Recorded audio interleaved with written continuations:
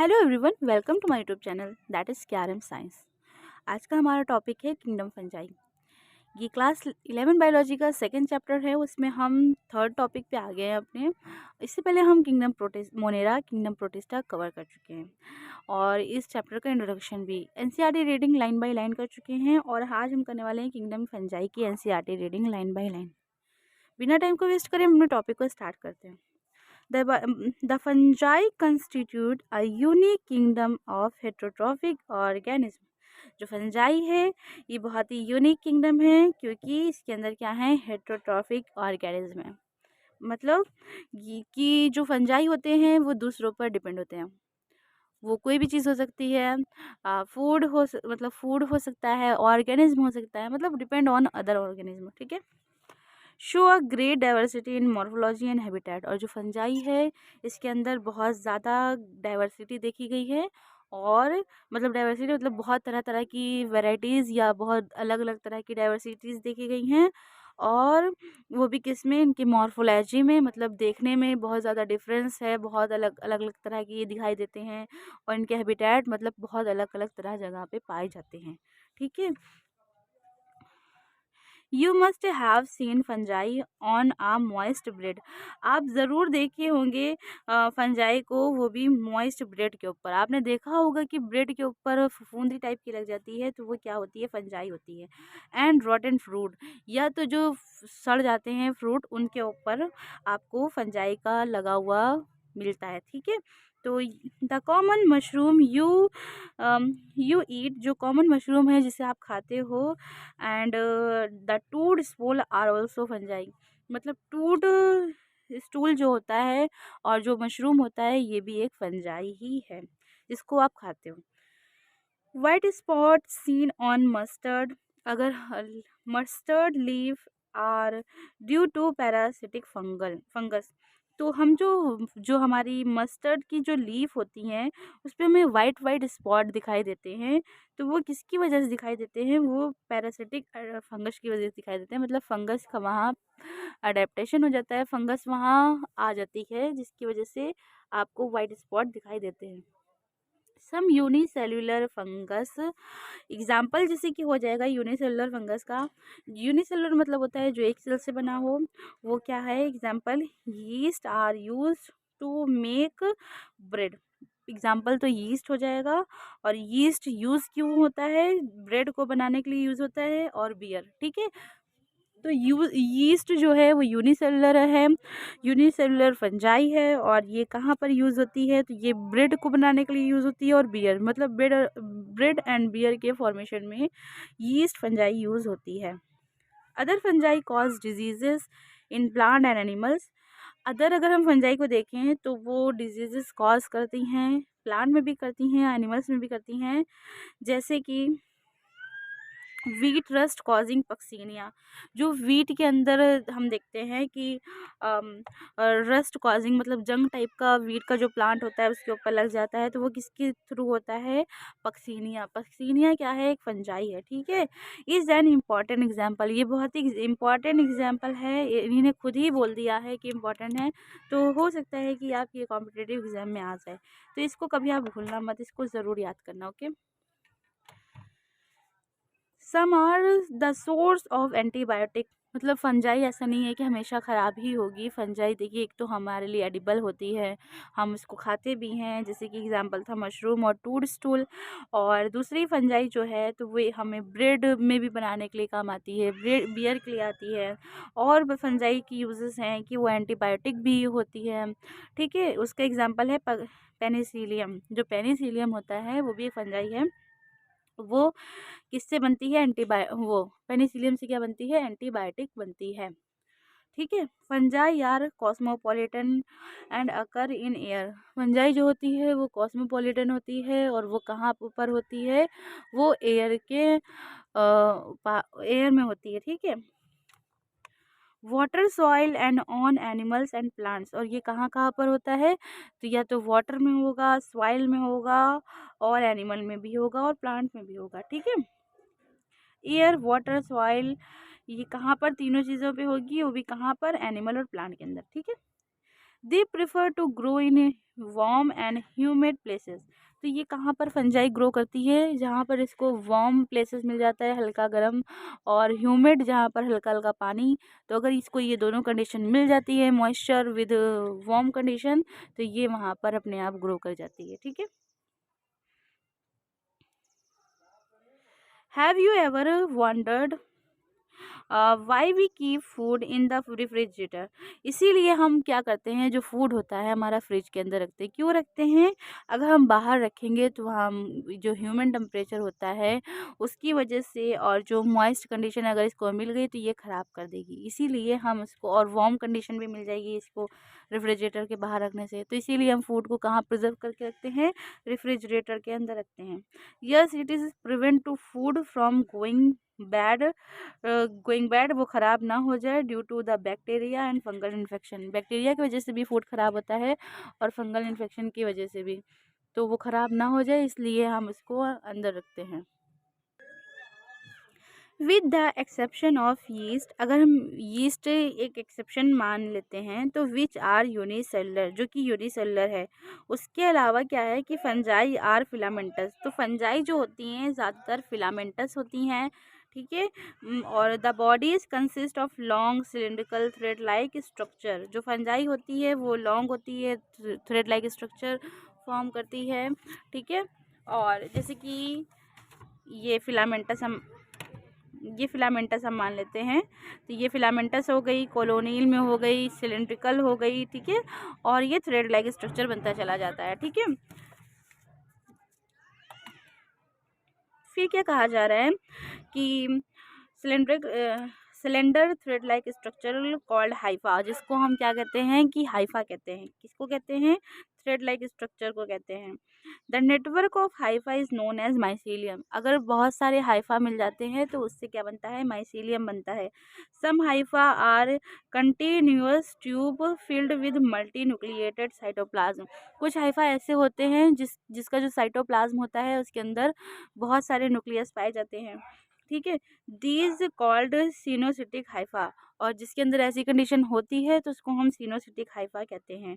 Other have septate और cross wall, और other के पास क्या होती है कि सेप्टेट होते हैं, जैसे कि ये एक हाइफा है और दूसरा है, तो इनके अंदर ये बीच में सेप्टा, मतलब कि एक दूसरे से ये सेपरेट हैं, तो ये सेप्टेट हो गए। ठीक है।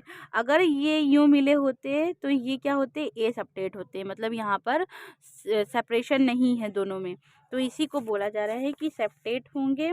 ठीक है। और क्रॉस, या तो फिर क्रॉस वॉल होगी। ठीक है। In these hypha the cell wall of fungi are composed of chitin. जो सेल वॉल होती है फंजाई की वो किससे बनी होती है? काइटिन की बनी होती है। और किसकी बनी होती है? पॉलीसेकेराइड की बनी होती है। Most fungi are heterotrophic. ज़्यादातर जो फंजाई होते हैं वो किस तरह के होते हैं? हेट्रोट्रॉफिक होते हैं, मतलब दूसरों पर डिपेंड होते हैं। दूसरे कौन होंगे? दूसरे ऑर्गेनिज्म होंगे। और कॉल्ड सेप्रोफाइटिक, जिसको हम सेप्रोफाइटिक कहते हैं, सॉरी, दूसरों पे डिपेंड होंगे। And absorb soluble organic matter from dead substrate, hence are called saprophytic. और ऐसे कुछ ऐसे मतलब फंजाई होती हैं जो कि एब्जॉर्ब कर लेते हैं सॉल्युबल ऑर्गेनिक मैटर को, और जो ऐसे फंजाई होते हैं जो डेड और सबस्ट्रेट मैटर को एब्जॉर्ब कर लेते हैं अपने ऑर्गेनिक मैटर को, तो उसको हम क्या कहते हैं? सेप्रोफाइटिक, क्योंकि वो डेड एंड डिकिंग चीज़ों पे भी निर्भर हैं। ठीक है। और उससे अपना न्यूट्रिशन ले रहे हैं तो वो सेप्रोफाइटिक हो जाते हैं। Those that depend on living plant and animal are called parasite. अगर कोई ऐसी फंजाई है जो कि लिविंग प्लांट पे डिपेंड है, या लिविंग ऑर्गेनिज्म पे डिपेंड है, या लिविंग प्लांट के ऊपर हैं, या फिर ऑर्गेनिज्म के ऊपर हैं, तो वो वहाँ पर क्या होता है कि उसे हम पैरासिटिक कहते हैं। क्योंकि वो क्या कर रहे हैं? पैरासिटिक वो होता है जो दूसरों के ऊपर पूरा डिपेंड होता है, उससे दूसरों से हेल्प ले रहा होता है, पर वो उसको कुछ बेनिफिट नहीं देता है, उसको सिर्फ हार्म हो रहा होता है, अपने होस्ट को हार्म पहुँचा रहा होता है, उससे सारा न्यूट्रिशन ले लेगा पर उसको कुछ नहीं देगा। तो उसको क्या कहते हैं? पैरासिटिक अडेप्टेशन कहते हैं। तो कुछ फंजाई ऐसे भी होते हैं जो एनिमल और प्लांट पर डिपेंड होते हैं। ठीक है। They can also, sorry sorry for that, they can also live in live live as symbiote, मतलब कुछ ऐसे फंजाई भी होते हैं कि जो सिम्बायोट में रहना पसंद करते हैं। अब ये सिम्बायोटिक क्या होता है? सिम्बायोटिक ये होता है कि ये एसोसिएशन होता है दो चीज़ों का, दो चीज़ से मिलकर के ये मतलब फंजाई किसी चीज़ के साथ रिलेशन बना लेते हैं, जिसकी वजह से क्या होता है कि उसमें ये नहीं होता कि एक को बेनिफिट हो रहा है दूसरे को नहीं हो रहा, तो उसमें ये होता है कि दोनों को बेनिफिट हो रहा होता है। कुछ फंजाई उसको देता है तो उससे कुछ ले लेता है। अब देखते हैं कि ये क्या है। In association with algae as lichen, अगर एल्गी के साथ एसोसिएट कर रहा है फंजाई तो उसको हम क्या कहते हैं? लाइकन कहते हैं। मतलब एल्गी के साथ अगर फंजाई मिल जाएगा तो उन दोनों को मिल करके जो चीज़ बनती है वो लाइकन हो जाता है। एंड अगर रूट के साथ हो रहा है with root of higher plants, अगर जो हायर प्लांट्स होते हैं, बड़े बड़े जो प्लांट्स होते हैं, अगर उनकी रूट से एसोसिएट कर रहा है, मतलब उससे मिल करके कुछ बना रहा है, तो उसको माइकोराइजा कहते हैं। ठीक है, तो ये क्या होता है? ये सिम्बायोटिक एसोसिएशन होता है कि एल्गी और फंजाई मिल गए हैं तो दोनों एक दूसरे से बेनिफिट ले रहे हैं, और जिसकी वजह से सिम्बायोटिक रिलेशनशिप हो रही है, दोनों को बेनिफिट हो रहा है। ठीक है, फिर क्या होता है? Reproduction in fungi. रिप्रोडक्शन किस तरह से होता है फंजाई का, ये हम जानते हैं। Reproduction in fungi can take place by vegetative means, fragmentation, fission and budding। अगर रिप्रोडक्शन इनके अंदर हो रहा है वेजिटेटिव, तो वेजिटेटिव में किस तरह से होगा? या फ्रेगमेंटेशन के थ्रू होगा। मतलब फ्रेगमेंटेशन का मतलब ये होता है कि जैसे एक फंजाई है, मान लेते हैं ये कोई फंजाई है और ये बीच से कट गई या टूट गई है, तो इस जो टूटे हुए भाग से ये अलग न्यू फंजाई बना लेगा, मतलब इसी के तरह नया फंजाई बन जाएगा और इस पार्ट से अलग एक नया फंजाई बन जाएगा। यही चीज़ कही जा रही है फ्रेगमेंटेशन। अगर फंजाई का कोई पार्ट टूट जाता है तो उससे नया वो बन जाता है पार्ट। ठीक है, और वो कैसे बन जाएगा? वो गिरेगा सॉइल में, उसको वैसी कंडीशन मिलेगी और फिर वो वहीं पर न्यू फॉर्म हो जाएगा। फिर क्या चीज़ कही जा रही है? फिज़न के थ्रू होता है कि फिज़न हो रहा है, एक से मतलब एक फंजाई था और दूसरे फंजाई से फ्यूज़ हो गया तो उससे हो गया। या फिर ये होता है कि बडिंग के थ्रू होता है, ये फंजाई है और इसके अंदर ये बड निकल आई है, तो फिर क्या होगा कि ये बड डीअटैच हो जाएगी। मान लेते हैं ये बड जो है डीअटैच हो गई, ये बड यहाँ पर गिर गई है, तो इसने क्या किया? न्यू फंजाई बना लिया। ये चीज़ बताई जा रही है।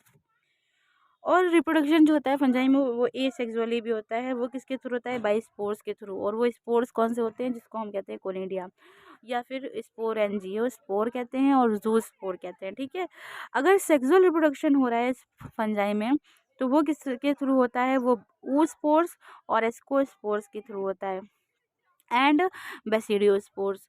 तो ये चीज़ हमेशा याद रखना कि आप जू स्पोर्स, एक्सको स्पोर्स, ये सब मतलब चीज़ें किस में आ रही हैं, ए सेक्सुअल स्पोर्स में कौन कौन से आ रहे हैं, सेक्सुअल स्पोर्स में कौन कौन से आ रहे हैं। ठीक है, फिर देखते हैं कि the various spores are produced in distinct structure called fruiting bodies. जितने भी जो वेरियस स्पोर्स होते हैं बहुत सारे, वो क्या करते हैं? एक स्ट्रक्चर को प्रोड्यूस करते हैं जिसको हम कहते हैं fruiting bodies. The sexual cycles involve the following 3 step. तो सेक्सुअल साइकिल जो होती है इनकी फंजाई की, वो कुछ स्टेप में इन्वॉल्व है। तो वो 3 स्टेप यहाँ दिए गए हैं, चलिए हम वो देख लेते हैं कि वो 3 स्टेप क्या हैं जो सेक्सुअल साइकिल में इन्वॉल्व हैं। Fusion of protoplasm between two motile and non motile gametes are called plasmogamy. सबसे पहले क्या होता है कि जो मोटाइल गैमेट होता है और नॉन मोटाइल गैमेट होता है, वो दोनों आपस में एक पास आते हैं और वो फ्यूज़ कर जाते हैं, जिसकी वजह से जब वो आपस में फ्यूज़ कर रहे हैं, देखिए जैसे मान लेते हैं ये एक मोटाइल गैमेट है, ये इसके अंदर फ्लैजिला लगा है तो ये मोटाइल हो गया, और एक नॉन मोटाइल है जिसके अंदर फ्लैजिला नहीं लगा है तो वो नॉन मोटाइल है।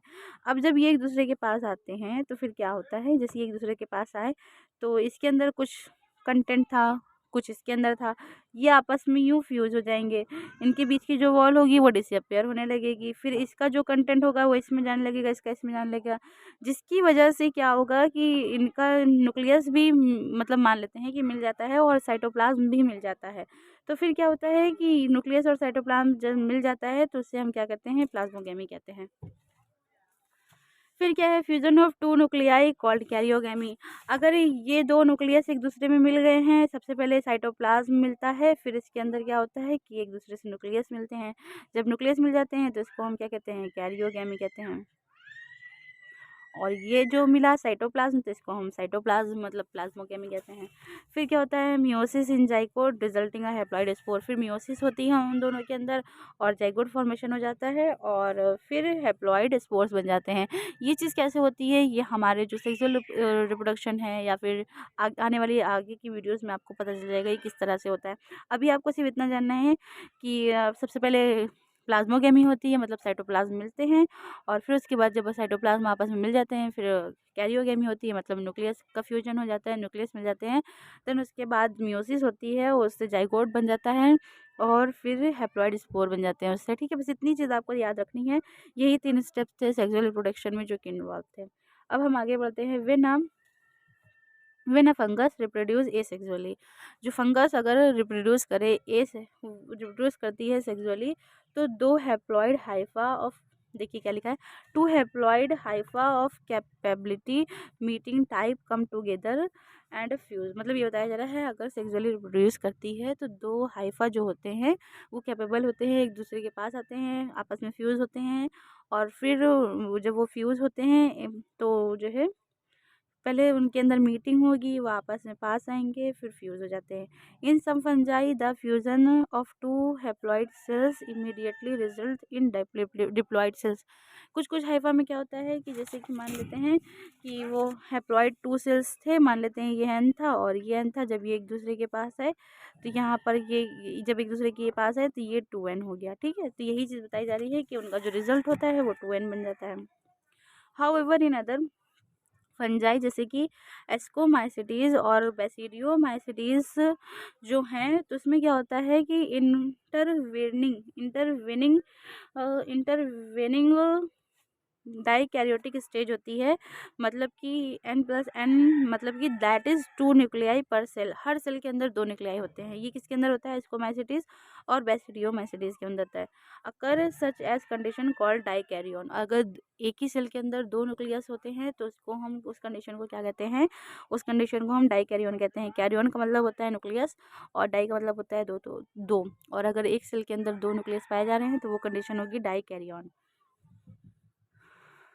And the phase of and the phase is called dikaryophase, और इसीलिए हम उस फेज को क्या कहते हैं, डाइकैरियोफेज कहते हैं ऑफ फंगस। ठीक है, लेटर द पेरेंटल न्यूक्लियाई, अगर हम देखें जो पेरेंटल न्यूक्लियाई है, fuse the cell become diploid, उससे जो सेल जो फ्यूज होता है और वो बिकम डिप्लॉयड हो जाता है, तो the fungi form fruiting bodies, तो उसकी वजह से फंजाई क्या करती है, फ्रूटिंग बॉडीज बना लेती है। विच रिप्रोड्यूस डिवीज़न अकर, फिर उसके अंदर डिवीज़न होता है और रिडक्शन डिवीज़न, फिर उसके अंदर क्या होता है, रिडक्शन डिवीज़न होता है, मतलब डिप्लॉयड बॉडी बन गई है, अगर डिप्लॉयड बॉडी बन गई है 2n हो गया है तो उसके अंदर रिडक्शन डिवीज़न होगा और फिर वो हैप्लॉयड बॉडी में बन जाएगी। ठीक है, तो यहाँ पर क्या हो गया, रिडक्शन डिवीज़न हो गया। ठीक है, ये चीज़ आप हमेशा याद रखना। रिडक्शन डिवीजन डिप्लॉयड बॉडी बन जाएगी। ठीक है, leading of formation of haploid spore, जो कि क्या करता है, हैप्लॉयड स्पोर को बनाता है। जैसे कि इसने रिडक्शन किया और ये हैप्लॉयड 2 स्पोर्स बन गए। The morphology of the mycelium की जो मॉर्फोलॉजी होती है वो किस तरह से होती है, mode of spores formation and fruiting bodies, तो उसमें क्या होता है कि स्पोर फॉर्मेशन होता है, फ्रूटिंग बॉडीज होती हैं, from basis for division of the kingdom into various classes, तो इसको किस वेरियस क्लासेस में डिवाइड कर दिया गया है ये जानने के लिए। ठीक है, तो जो किंगडम फंजाई है वो किन किन क्लासेस में डिवाइड किया गया है, phycomycetes, ascomycetes, basidiomycetes, deuteromycetes, 4 classes में डिवाइड किए गए। चलिए हम लाइन टू लाइन सारे क्लासेस को देख लेते हैं और समझते हैं कि फंजाई को मतलब किन किन क्लासों में डिवाइड किया गया है और किस किस बेसिस के आधार पे किया गया है। फर्स्ट हमारा है फाइकोमाइसिटीज। चलिए हम देखते हैं कि फाइकोमाइसिटीज होता क्या है। Member of phycomycetes are found in aquatic habitats, मतलब ये कहने का है कि जो फाइकोमाइसिटीज के मेंबर्स होते हैं वो कहाँ पाए जाते हैं, एक्वेटिक हैबिटेट में पाए जाते हैं। And other on decaying wood in moist and damp places as well, obligate parasites on plants, मतलब ये कहने का है कि ऑन डिकेइंग वुड, जो सड़ी हुई गली हुई लकड़ी नहीं होती है और वो हल्की भीगी भी होती है, तो उस जगह पर भी फाइकोमाइसिटीज पाए जाते हैं।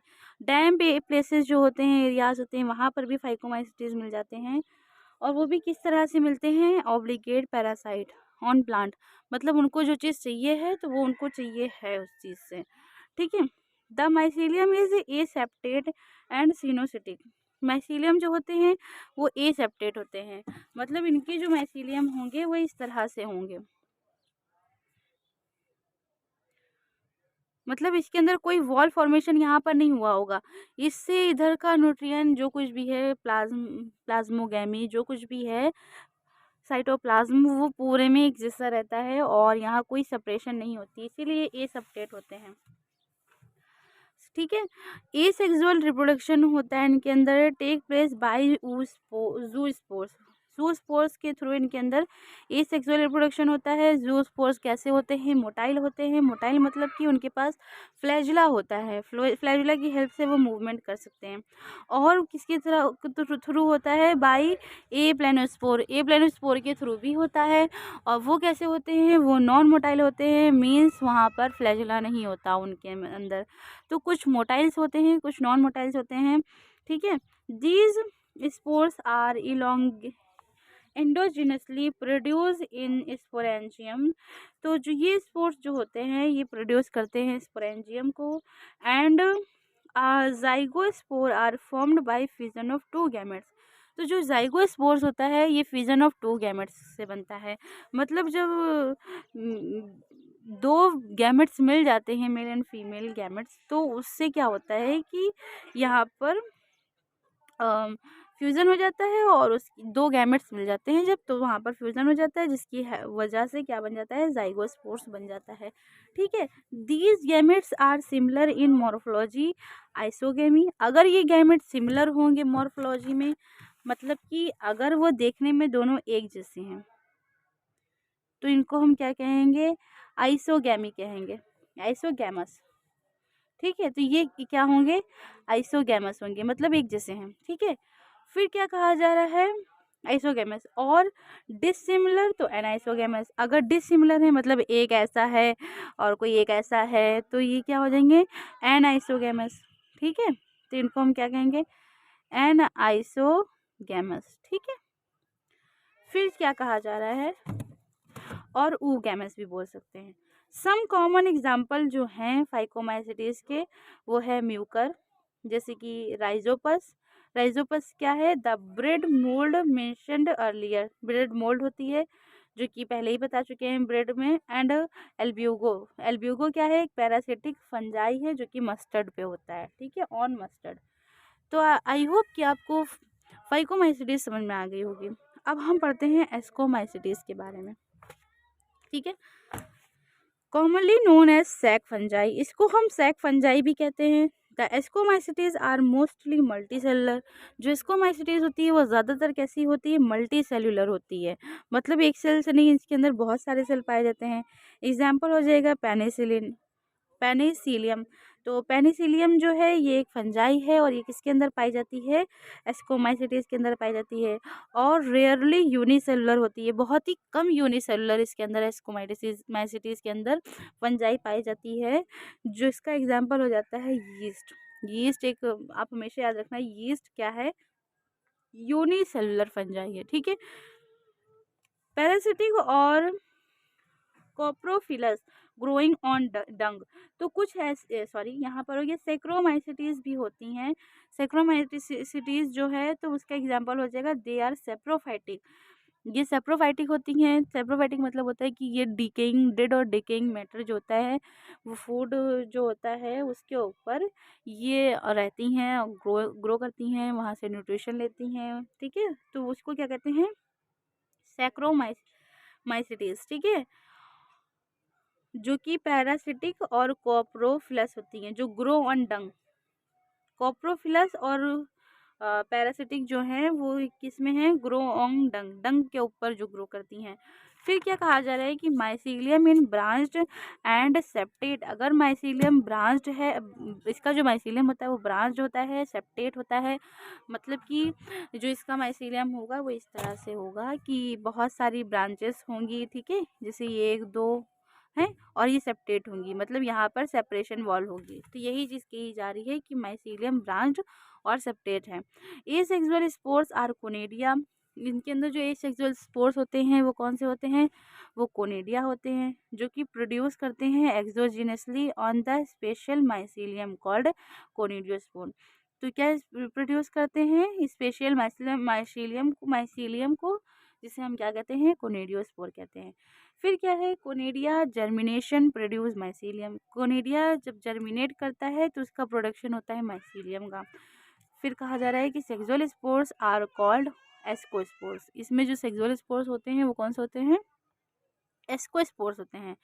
विच आर प्रोड्यूस्ड एंडोजिनसली, जो कि किसमें, वो कैसे प्रोड्यूस होते हैं, एंडोजिनसली होते हैं, इन सैक के अंदर होते हैं। और जैसे कि क्या हो जाएगा, लाइक स्काई। स्काई क्या है, अगर मतलब बहुत सारे हैं तो स्काई, और अगर सिंगुलर है, एक है, तो ascus.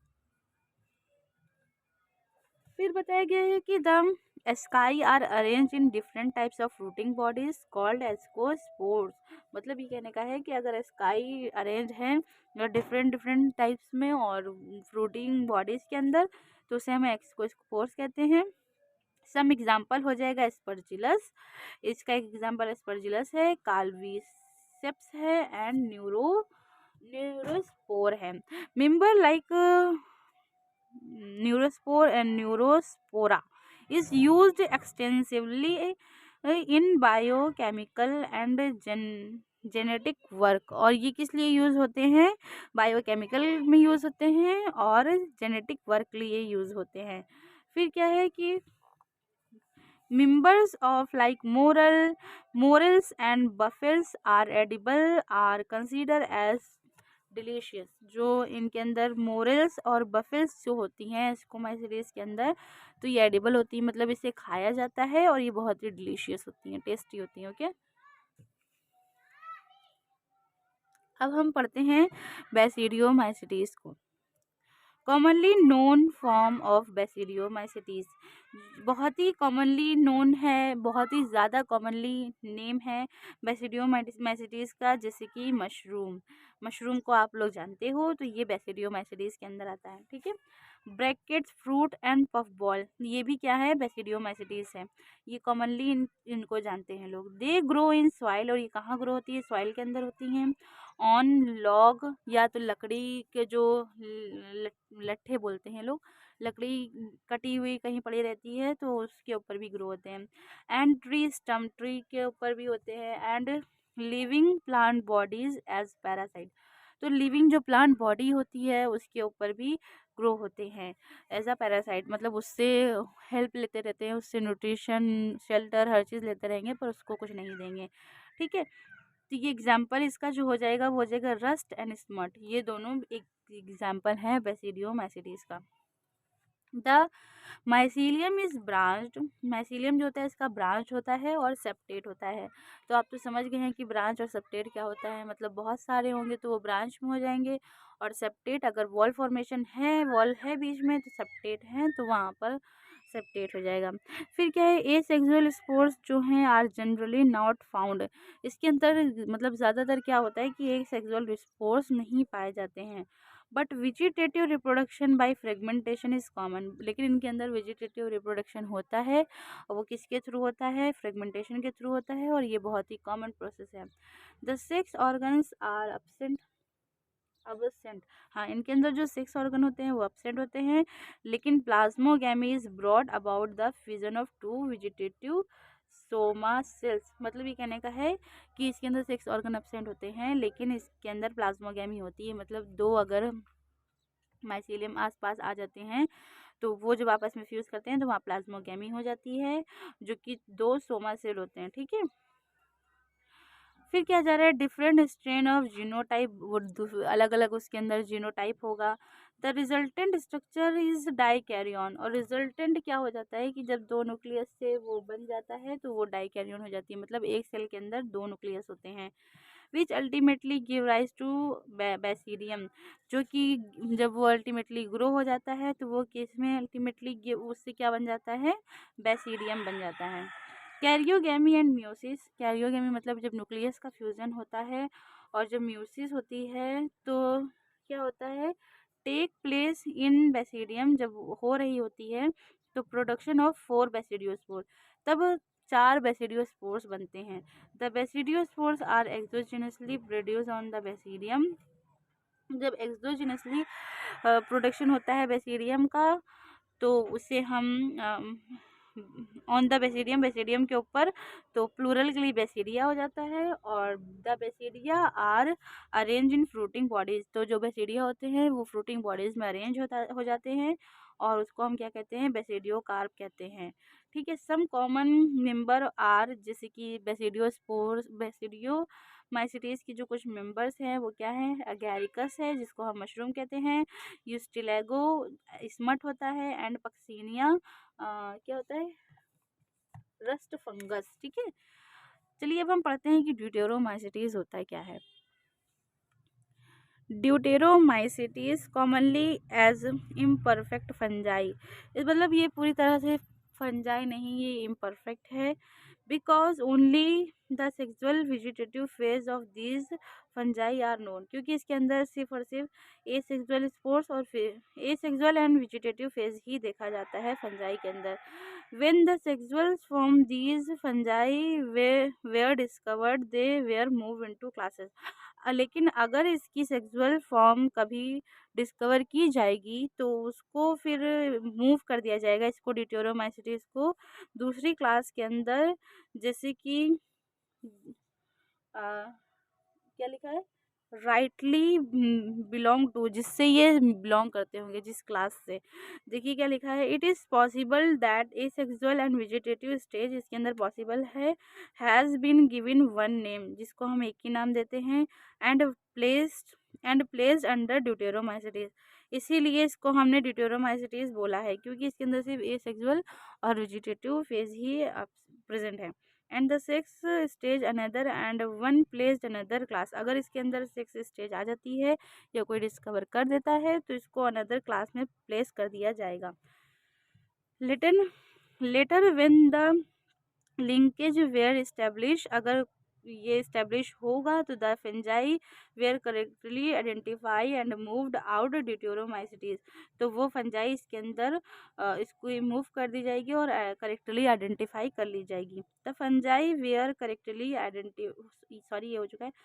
Once perfect sexual stage of member deuteromycetes were discover, अगर सेक्सुअल स्टेज जो होती है इसकी परफेक्ट एक बार मतलब डिस्कवर हो जाती है तो क्या होगा कि डिस्कवर हो जाएगी, तो deuteromycetes were discover they were often move to ascomycetes and basidiomycetes, तो अगर इसकी सेक्सुअल स्टेज मतलब डिस्कवर हो जाती है तो ड्यूटेरोमाइसिटीज को मतलब हम लोग मूव कर देंगे, ड्यूटेरोमाइसिटीज से हटा करके उसको कर देंगे या तो एस्कोमाइसिटीज में या फिर बेसिडियोमाइसिटीज में। The deuteromycetes reproduce only by a sexual spores known as conidia, तो जो ड्यूटेरोमाइसिटीज में ए सेक्सुअल स्पोर्स से जो सिर्फ रिप्रोड्यूस करती है उसको हम क्या कहते हैं, कोनिडिया कहते हैं। The mycelium is septate and branch, जो इसका माइसीलियम होता है सेप्टेट होता है, मतलब वॉल होती है, और ब्रांच होता है, बहुत सारे होते हैं। सम मेंबर्स आर सेप्रोफाइट्स और पैरासाइट्स, कुछ मेंबर्स इसके होते हैं सेप्रोफाइट जो कि डेड एंड डिकेइंग चीज़ों पर ग्रो करते हैं, उससे न्यूट्रिशन एब्जॉर्ब करते हैं, और या तो कुछ पैरासाइट्स होते हैं जो कि दूसरे ऑर्गेनिज्म पर डिपेंड होंगे, उसको उससे बेनिफिट लेंगे पर उसको कुछ भी नहीं बदले में देंगे। While are large number of them decomposers, और कुछ फंजाई ऐसे होते हैं जो डिकम्पोजर्स भी होते हैं, कुछ नहीं बहुत ज़्यादा लार्ज नंबर में होते हैं। ठीक है। A litter and help mineral cycling, और ये क्या करते हैं, later it help mineral cycling में भी हेल्प करते हैं। सम एग्जांपल्स हैं मिनरल साइकिलिंग के लिए, Alternaria and Colletotrichum and Trichoderma, ये 3 एग्जांपल्स हैं। थैंक यू सो मच, मिलते हैं नेक्स्ट वीडियो में। अगर आपको मेरी ये वीडियो पसंद आई तो मेरी इस वीडियो को लाइक शेयर ज़रूर करिएगा, चैनल को सब्सक्राइब कर लिए इसी तरह की और भी वीडियोस को पाने के लिए। Thank you so much and bye bye.